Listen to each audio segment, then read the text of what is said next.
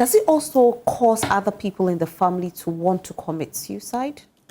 So we know that people who have carried out suicide, the family have a higher risk of also carrying out suicide. So for example, if a father carried out or died by suicide, the child is now more likely or has a higher risk of also carrying out suicide as he gets older.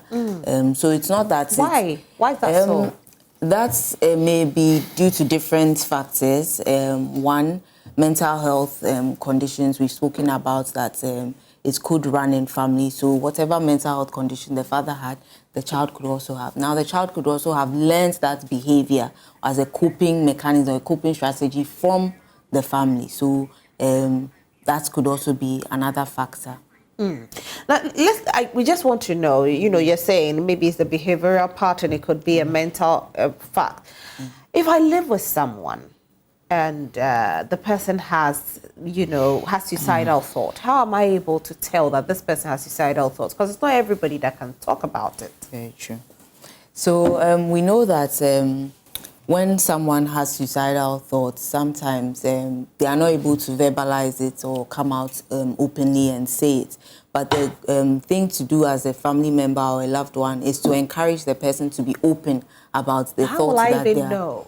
Exactly. So there are different behaviors that people put across when they are thinking of carrying out suicide. So things like putting your house in order, packing your items, making sure that things are in place because you know that you are leaving things, you are leaving the world, making statements like, I'm going to a better place, I'm traveling home, I'll not be here for some time, so look after yourself well, I'll be gone soon. Those kind of statements give you an idea, and that kind of behavior where you're putting everything in place, making sure that you leave things good or in a good state for your family members who are left behind, hoping that, like Francis said, they will not go through those challenges that you are anticipating when you die. So those are some of the things you can do.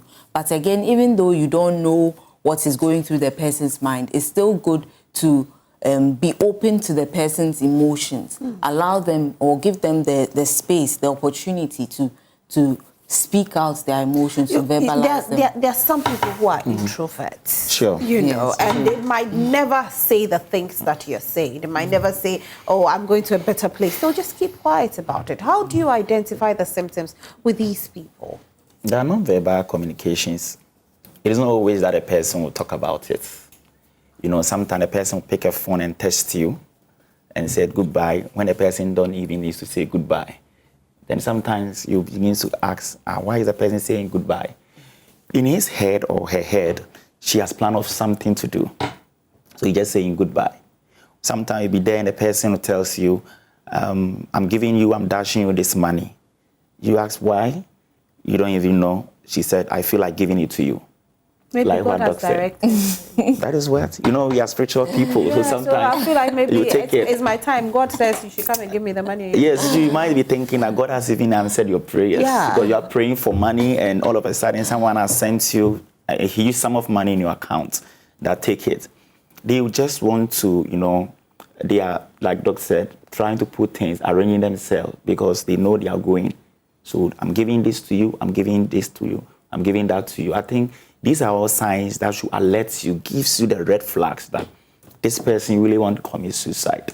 Some will say it, very extrovert people will say it, but the others keep it. And that is why men normally outweigh the number of females that commit suicide. Men keep things to themselves. You hear something, boom, a firearm or something, and he's gone.